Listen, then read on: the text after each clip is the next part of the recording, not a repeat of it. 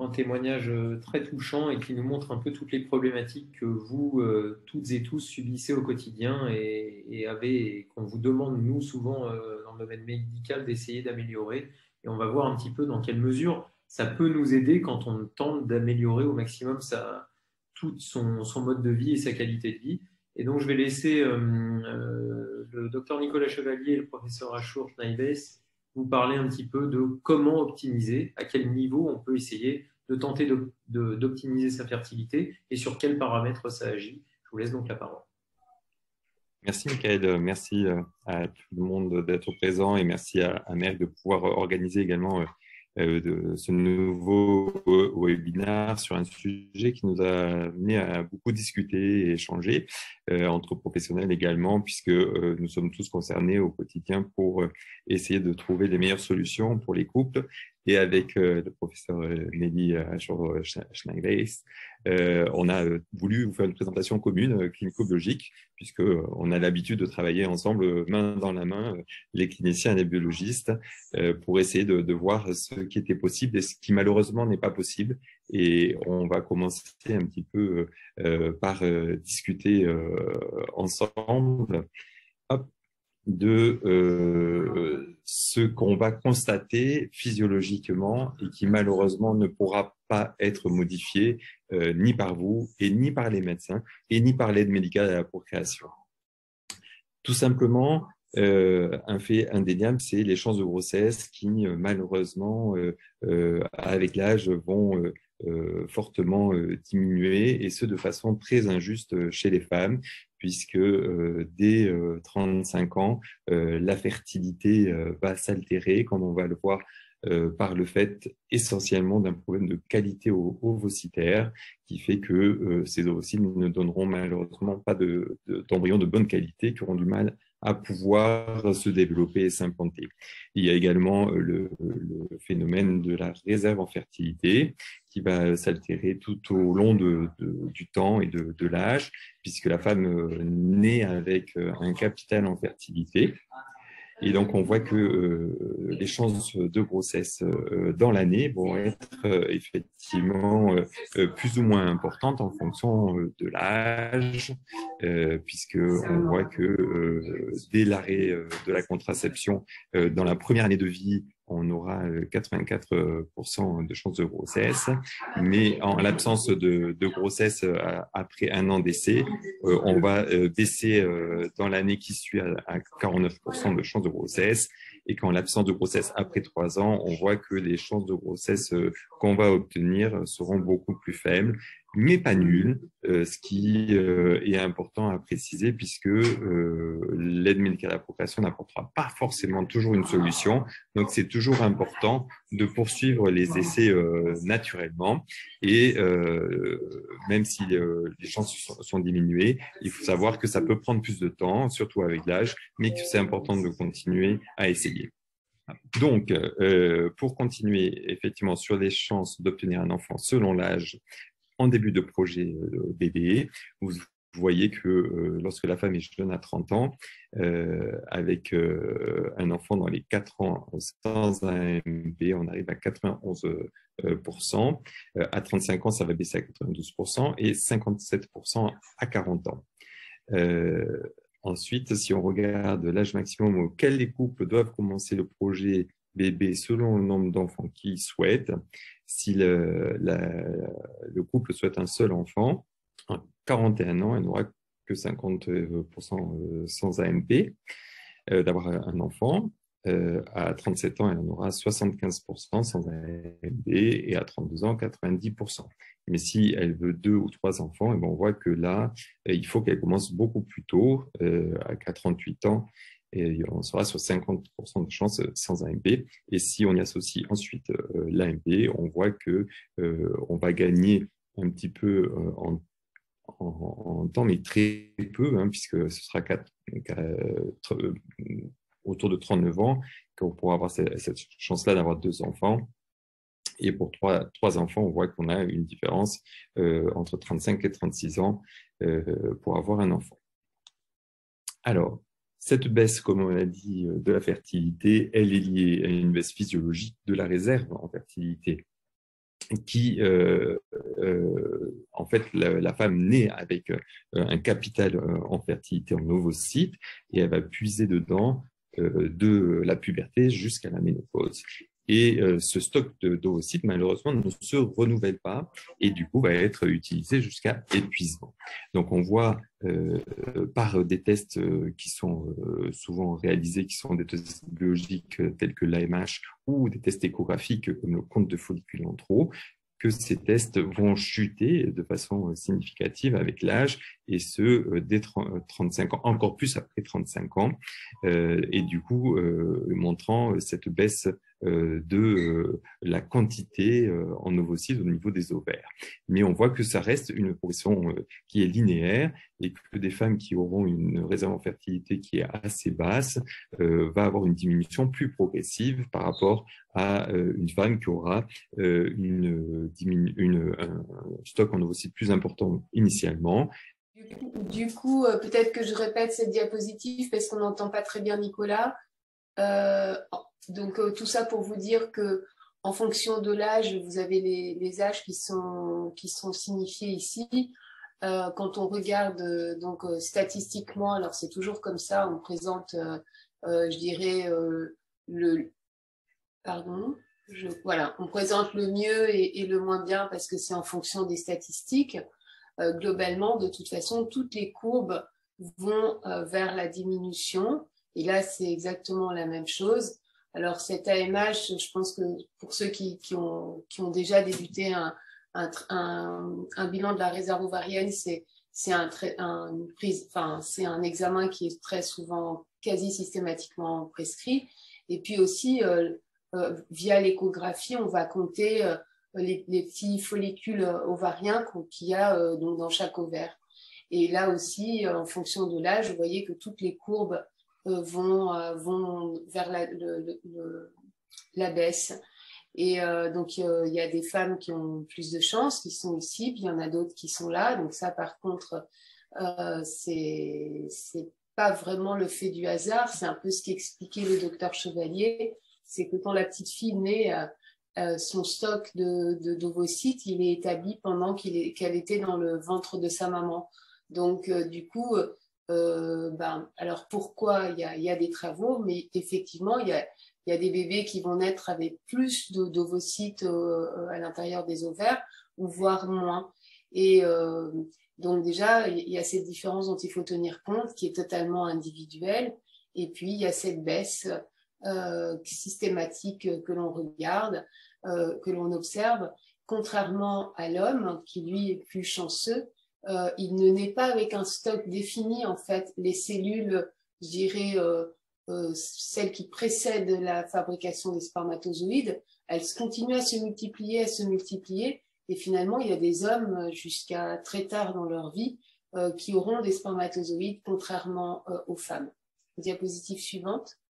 Juste ce que je précisais, Nelly, si on m'entend, c'était juste que même si ces femmes ont une réserve en fertilité baisse, ça ne leur baisse pas forcément leur chance de grossesse naturelle, mais ce sera une baisse de chance en fécondation in vitro, puisque malheureusement, nous, avec nos traitements, on sera uniquement capable de pouvoir faire maturer des ovocytes présents au niveau des ovaires, et malheureusement, on ne peut pas faire apparaître encore d'ovocytes au niveau des ovaires s'ils ne sont pas présents.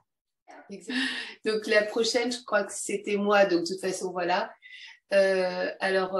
D'ailleurs, ce qu'on voit à l'échographie ou via une prise de sang, on le voit aussi au niveau des ovocytes.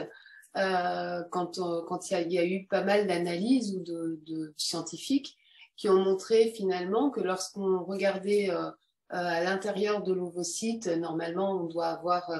on a tous 46 chromosomes, et quand l'ovocyte il est mature, je pense qu'on doit vous dire, il y a un ovocyte qui doit être mature, qui a déjà expulsé son premier globule polaire. Enfin, en consultation, on a dû probablement vous expliquer ça. Quand on regarde à l'intérieur de l'ovocyte, parfois il y a un chromosome en plus ou un chromosome en moins. Et c'est ce qu'on appelle une aneuploïdie. Mais oubliez ce terme qui est un peu barbare, c'est juste une anomalie de nombre des chromosomes. Bien, en fonction de l'âge, on voit que le risque d'avoir un ovocyte qui est qui est porteur justement de ce type d'anomalie augmente drastiquement. Et finalement, quand on veut, pareil, il y a d'autres études qui ont montré que pour avoir un embryon, je dirais, alors attention, hein, le mot normal, il y a une petite étoile, c'est pas anormal, c'est disons un embryon qui a un nombre de chromosomes normal, c'est-à-dire 46 chromosomes. Et bien finalement, quand on est à 35 ans, ça il y a plein d'études qui l'ont montré, il suffit d'avoir 8 ovocytes, mais dès qu'on commence à passer le cap des 35 ans, là vous voyez, il en faut 11, et puis alors quand on a 40-42 ans, il en faudrait 17. Et on pourrait se dire, d'accord, c'est bien, mais sauf qu'à 40-42 ans, c'est souvent difficile d'avoir 17 ovocytes, puisque vous l'avez vu, le nombre de follicules qui est présent dans les ovaires et qui vont être sensibles à la stimulation ovarienne diminue beaucoup. D'où ça complexifie beaucoup les choses. Diapo suivante. Alors, on parle de la femme, mais je pense qu'il faut aussi quand même parler de l'homme. Ils sont plus chanceux. Ils sont plus chanceux parce qu'ils ne naissent pas avec ce nombre fixe de cellules précurseurs des spermatozoïdes, mais tout de même, on remarque qu'il y a, alors premièrement, ça c'est lié, c'est tout simplement lié, un constat. Il y a quand même une altération de la numération des spermatozoïdes, pas en fonction de l'année, plus on a avancé dans le temps. Donc ça, c'est plutôt un impact, je dirais, de l'environnement. Il y a même eu des écrits très, très marquants sur finalement, est-ce qu'on est une espèce en voie de disparition? Bon, heureusement, pas encore, mais on ne peut pas nier qu'il y a une altération quand même de la qualité du sperme par rapport à avant.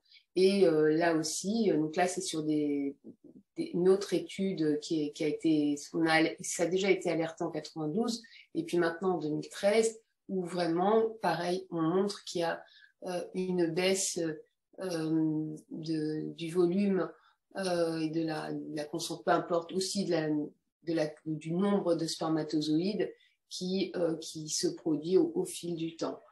Alors, il y a quand même des conséquences, ce qui fait qu'il y a plus de tentatives d'AMP en France dans les 15 dernières années. Je laisse Nicolas reprendre la main. Comme l'a dit Nelly, on observe cette baisse des paramètres de fertilité chez l'homme, chez la femme aussi.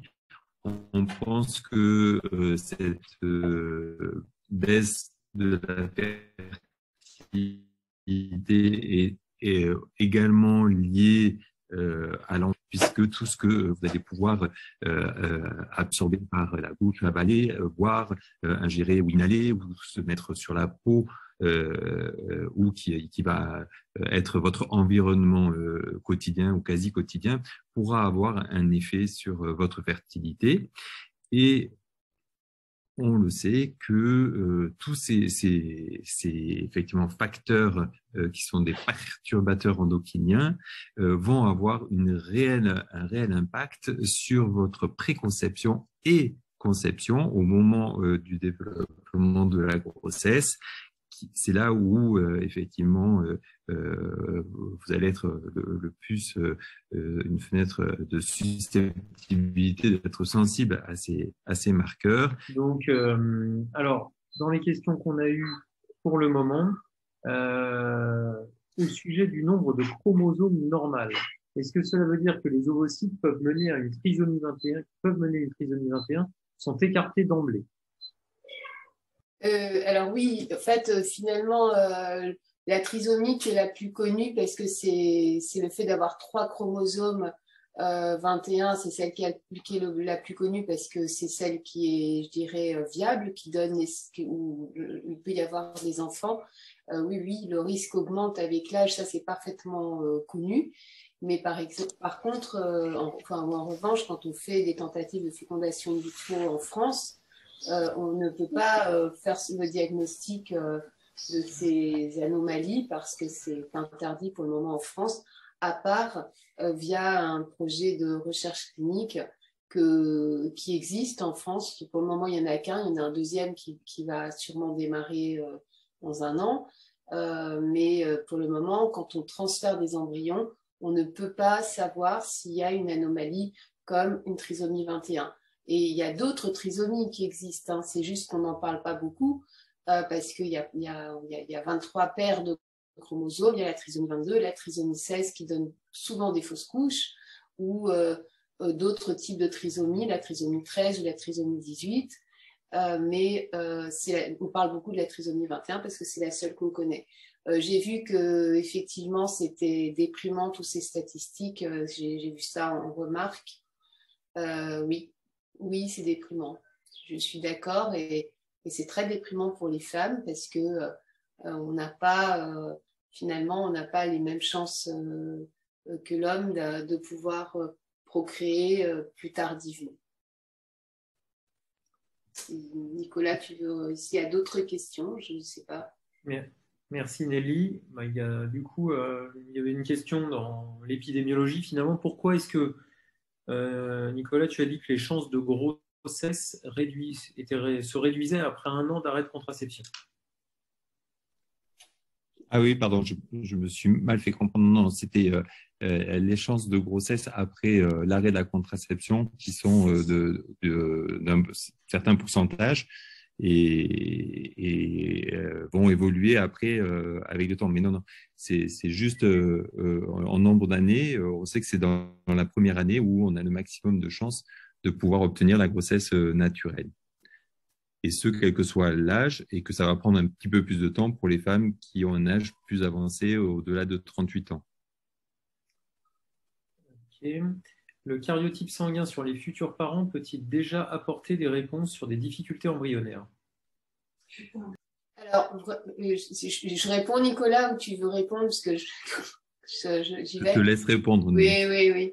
Alors, en fait, quand on fait le karyotype des deux membres du couple, si on trouve que le karyotype est normal, c'est-à-dire il y a bien 46 chromosomes comme il faut, en fait, ça n'a pas de valeur prédictive sur ensuite le fait que l'embryon soit porteur ou pas d'un chromosome en plus ou en moins. C'est que finalement, c'est vraiment l'âge de la femme qui va beaucoup impacter. Et parfois, sur le karyotype, on peut quand même trouver, je dirais, pour faire simple, un remaniement chromosomique pour lequel vous n'avez aucune conséquence, mais quand vous fabriquez les spermatozoïdes ou les ovocytes, ça s'appelle souvent une translocation. C'est un échange entre deux chromosomes. Et bien là, par contre, oui, il y a un vrai risque qu'il y ait un problème pour l'embryon. Et en revanche, là, vous avez accès au diagnostic génétique préimplantatoire, c'est-à-dire on peut rechercher sur l'embryon après une biopsie de l'embryon si l'embryon est porteur d'une anomalie ou pas. Mais de manière générale, même si vous avez un âge plus de 35 ans, puisque c'est déjà à partir de 35 ans, donc on sait très bien que ça démarre, l'augmentation du risque.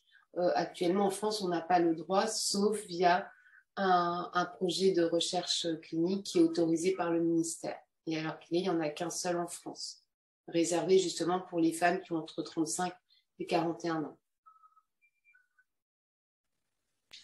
Alors après, il y a une question il y a deux questions. Une globale sur est-ce que le SOPK va diminuer les chances de conception en AMP, et puis une femme qui témoigne en disant qu'elle est âgée de 37 ans, qu'elle tente de concevoir depuis un premier bébé depuis août 2017, diagnostiqué SOPK en 2019, 2 ans et demi de PMA, 4 fausses couches précoces, sous-immunité utérine, problème de coagulation. Bon, tout un tas de problèmes manifestement implantatoires. On pourra reparler de ces tests-là et de comment on peut améliorer les choses par rapport à ça. Il reste 3 IS et une seule FIV. Pensez-vous que j'ai encore des chances? Bon, alors pour ce qui est des chances, oui, je pense qu'il y a encore des chances à 37 ans. Après, d'une manière plus générale, quel est l'impact du SOPK sur la fertilité?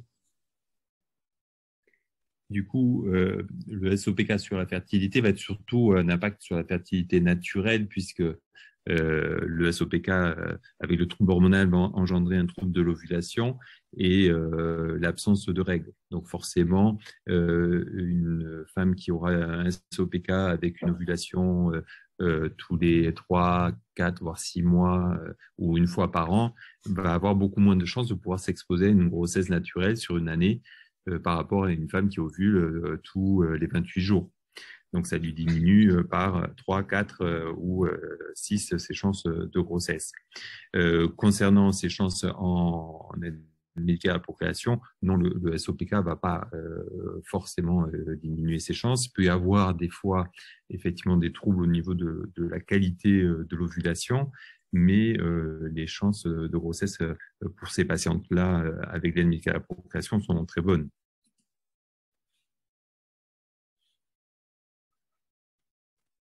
Alors, est-ce qu'il y a quand même, au-delà de ça, il y a peut-être aussi un environnement dans le cadre du syndrome des ovaires polykystiques et peut-être pour un certain nombre d'entre elles, parfois un surpoids qui peut être associé. Et est-ce qu'il y a une différence entre les types de SOPK? Alors, ça, on va le voir par la suite, effectivement, l'impact que cela peut avoir. Ça pourra plus avoir des conséquences obstétricales et, comme on le disait, sur la qualité. Mais globalement, effectivement, il peut y avoir différents types de SOPK, mais globalement, ce n'est pas un facteur qui est reconnu comme étant de moins bon pronostic pour l'aide médicale à la procréation. Et au niveau des fausses couches, est-ce qu'il y a une augmentation du risque de fausses couches lorsqu'il y a... C'est ce que je disais pour les risques sur le développement de la grossesse, mais pas forcément sur l'aide médicale à la procréation. D'accord. Et puis, il y a différents types de SOPK quand même. Il y a le SOPK qui n'est pas associé à des troubles du métabolisme et puis le poids de la patiente. Est-ce que ça, on fait vraiment un distinguo? Finalement, il n'y en a pas. Alors, oui, il y aura un distinguo sur effectivement les troubles métaboliques associés, sur les troubles ovulatoires, plus l'hyperandrogénie qui peut être un facteur qui peut avoir des conséquences et sur l'ovulation et sur la qualité de l'ovulation et peut-être sur les risques de fausse couche. Et puis certaines patientes qui sont étiquetées SOPK, qui sont pas forcément non plus toutes des SOPK, mais qui peuvent avoir un profil qui peut faire penser à un SOPK, et notamment sur des patientes maigres. Ok. Alors, il y a Donc, des questions. il faut... Il y a des questions un petit peu autour du stress et de l'acupuncture, de l'effet de ces. Est-ce qu'il y a un lien entre stress et impact sur les chances de grossesse, que ce soit naturel ou en PMA? Est-ce qu'il y a un effet éventuellement de certaines alternatives thérapeutiques type acupuncture? Alors, du coup, on pense en discuter un petit peu plus tard avec Virginie tout à l'heure, mais c'est certain que le stress n'est pas un facteur favorable pour être dans des bonnes conditions et pour pouvoir entamer un parcours d'aide médicale à la procréation qui va être un parcours qui va demander un investissement et physique et mental très important et qui peut bien sûr avoir des conséquences sur ce parcours-là. Donc, tout ce qui va pouvoir optimiser la baisse de stress, le bien-être du couple sera forcément que bénéfique à condition que ce ne soit pas des techniques farfelues, bien sûr. Alors, pour éviter justement que ça se télescope, parce que les questions prennent peut-être de l'avance par rapport aux autres, à l'autre partie de la discussion, on va juste revenir un petit peu sur les histoires de euploïdie ou d'embryons génétiquement normaux en termes de nombre de chromosomes. Je suis surprise quant au nombre d'ovocytes nécessaires afin d'obtenir un embryon euploïde, donc avec le bon nombre de chromosomes. 11 ovocytes nécessaires entre 35 et 40 ans, alors 30% d'ovocytes normaux à 40 ans. À quoi est due cette importante perte? Et pourquoi n'obtient-on pas 3 embryons pour 10 ovocytes à 40 ans si 30% sont normaux? Alors, en gros, est-ce que 30% sont normaux à chaque fois? Oui, déjà, c'est toujours le problème des statistiques. En fait, les statistiques, ça vous ramène, comme je vous ai montré tout à l'heure, il y a plein de courbes là qui descendaient avec toutes les strates possibles. Et donc, c'est vrai que quand on donne des statistiques, en général, on donne la statistique qui est au milieu.